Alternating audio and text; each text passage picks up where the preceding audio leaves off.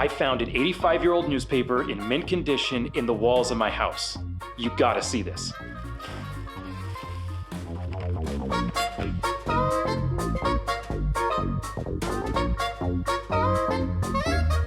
I found this paper when we were renovating the old furnace room in the building, and that room was filthy. There was so much coal dust in there. On top of all the walls I would take out, I'd find big chunks of coal still in there. I thought this was a filter.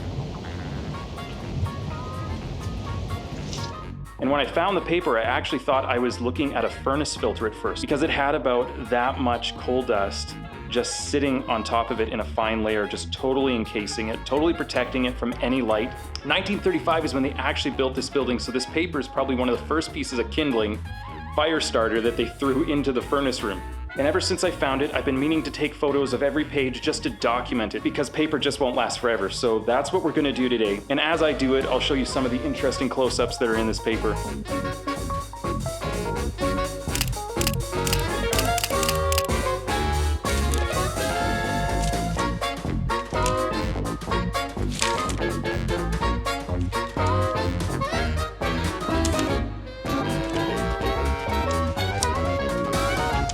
So this is the major newspaper for Calgary, Alberta, Canada, Calgary being the largest city in Alberta. History buffs can feel free to correct me in the comments. So we have the Calgary Herald, Home Edition, Calgary, Alberta, Saturday, December 7th, 1935.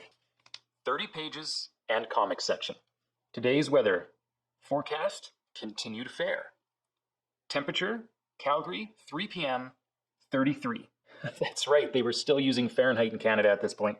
I'm terrible at those conversions, but 33, that's actually a pretty nice day for December. At the time of the printing of this newspaper, the newspaper was one of the primary media distribution methods. This is like YouTube. This paper is far from just news. There are opinion columns, there are letters to the editor, question box. What European country is across the Strait of Gibraltar from Morocco? Answers appear in the classified section. There's 10 questions there. So there's like trivia, there's games, there are comics everywhere. This was the entertainment, the social media of the day.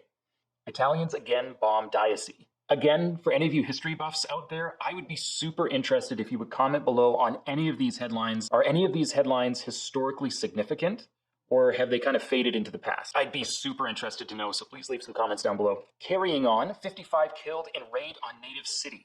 The Ethiopian government announced that the Diocese field headquarters of Emperor Haile Selassie was bombarded heavily again today. The second aerial attack on the King of Kings started just 24 hours after the original assault. Cairo students stone police. Trouble in the Middle East. Not new. Deuce defies nations on sanctions. Mussolini warns oil ban will gravely prejudice peace. Puts Italy on guard. Cautions against too great optimism for war settlement. Report Italy will refuse peace terms. Interesting in light of the upcoming World War. Oh, this one's interesting. Japan demands naval equality. One of the things that struck me when reading through this paper was how little there was about Germany and Hitler, whereas Italy and Mussolini seem to be very much on everybody's mind as a major threat, and only a little bit of Japan thrown in there, which is super interesting considering how the war actually unfolded. London faces European crisis with determination. Shadow of approaching war lies lighter over England than continent. Oh, little do they know. The fear of war that is the outstanding factor in Europe's state of mind today. London presents a striking contrast to Paris. Here is confidence instead of fear, union instead of discord. On the economic side, the difference is still more marked. London is well aware of the gravity of the present international situation, but faces it with optimism. The shadow of coming war lies lighter over England than on continental Europe, whereas Paris and most of the continent seem resigned to the inevitable, and at best are only trying to postpone the evil day. So at this point, who was the prime minister? Because they were probably still asking for peace and thinking they would get it. This is quite a long article, so I'm not going to read all of it, but just very interesting. On the last page pertaining to the war, Britain tests her new troopship of the air. And I think this is funny because they got the picture of the plane upside down. It's clearly upside down. That's the land up there. That's the sky down there. They even made mistakes in 1935. Some of the ads in these papers are very interesting. 1 cent a mile bargain trip to Lethbridge and return. From Calgary to Lethbridge, that is $2.70. Absolutely crazy. A big ad for a new gas range or Electrolux. So I would guess we're looking at the transition from coal stoves to gas stoves here. An ad for a typewriter. A new Remington for $45. OXO, a drink of healthful, invigorating warmth. Whenever I hear of something like this from 85 years ago and I have no idea what it is, OXO cubes, they dissolve at once, I always just, my brain assumes that it probably was toxic and poison and people died and they had to get rid of it. It might have been fine. I don't know. It doesn't even say what flavor it is. But use OXO to add flavor and goodness to soups, stews, and gravies. Hot OXO is the best thing I know to chase away the chills. What is it? Give lasting electrical gifts. Calgary Power Company Limited. You got an iron. I would assume that's a toaster, a lamp, and a heating dish? I'm not sure. Sunday special, full course, roast goose dinner, 45 cents, Frank's Cafe. Page 22 is a giant ad for the Hudson's Bay Company, one of the biggest companies in Canada for forever. So coming up to Christmas, a lot of ads for gifts and for food that you might want to have over the holidays for parties. Serving trays, 89 cents. 42-piece English dinner set, $6.95. Eaton's, another big Canadian company of the past. Christmas store news, a timely sale of roasters. Heavy extra enamel roasters, 15 inches for $1.39. Okay, this is interesting. Eaton's groceries. Cornflakes, 6 cents.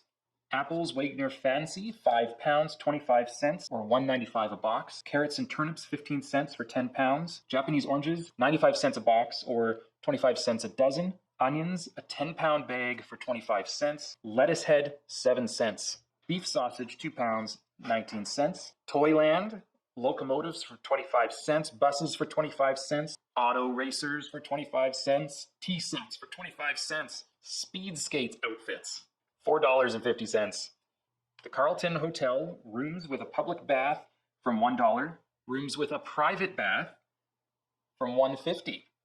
Hotel York in Calgary Center Street at 7th Ave. Extra low rates from $1.50. Excellent coffee shop. Wow, those rates have changed. Maybe a factor of 10, maybe even a factor of 20. That is crazy.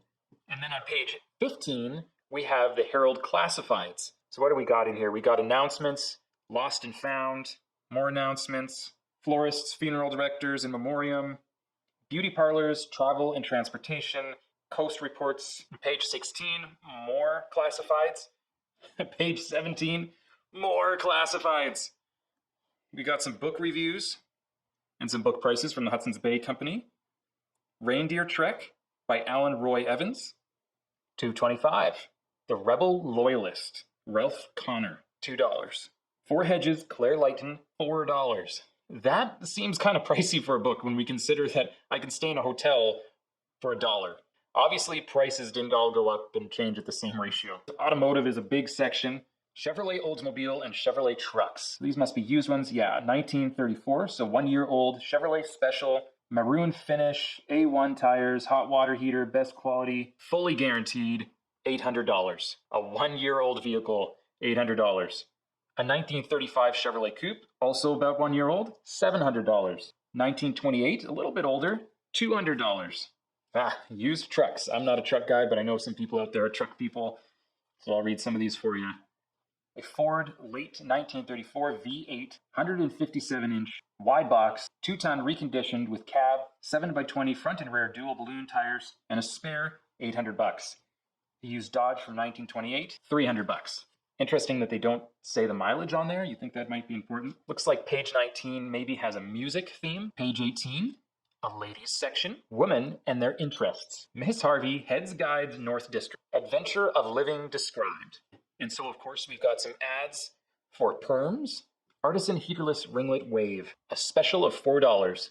Hollywood Cluster Curl Permanents, $2.50. One of the other things that really surprised us about this newspaper was the style and the fashion of the 1935 Alberta world. We're in the middle or coming out of a depression. I would have expected a much more backwater cowboy type feel. But there's this glam vibe. Smart party dresses, Paris inspired. Very elegant and sophisticated type attire and events going on. And then page 8 and 9 are just like a church section. The headline being, Reverend Alfred Bright assumes pastorate of Grace Church. We've got all the churches in Calgary listed. when their services are, who's preaching, when Sunday school starts, religious question box, articles by the pastors. Modern newspapers might have like a little section listing church times, but this is crazy. And then page 10 is like the entertainment section. All right, so what was playing this week? At the Capitol, looks like Navy Wife. At the Palace in Old Kentucky and Red Salute. Here's a big ad here down in the corner for Red Salute and Old Kentucky. At the Variety Theater, Daring Young Men and Outlawed Guns. At the Strand, The Irish in Us and Tumbling Tumbleweeds. At the Irish Theater, The Traveling Saleslady and Men of the Night. At the Crescent Theater, Ruggles of the Red Gap and The Camels Are Coming. And at the Kinema, Brewster's Millions and Wagon Wheels. I don't know what those are. Page 6, Herald Sports. Page 7 continues the sports section. Banff defeats Junior Rangers. Drumheller Valley Juniors nose out radios. Page 21, today's trends in the market, so stock market stuff. Canada Dry at a high of 13 7/8 and ended at 13 1/2. Gillette, I'm assuming that's like the razor company, opened at 17 1/2 and closed at 17 1/8. Warner Brothers opened at 9 1/2 and closed at 9 1/8. Maybe that means something to you. I don't know. Page 20, we've got a whole page of comics. And then there's this colored comics section. But other than Popeye, they're not funny. They're not funny. And occasionally, a little bit on the racist side. You wouldn't get away with this comic today.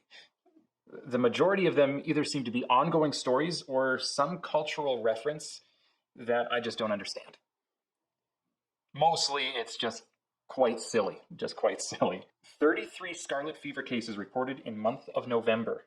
Now, there's an interesting one that's actually a good reminder that we've got it pretty good today. We don't have to deal with a lot of the troubles and sicknesses of the past, and that is wonderful. 33 cases of scarlet fever were reported to the City Medical Health Department during November.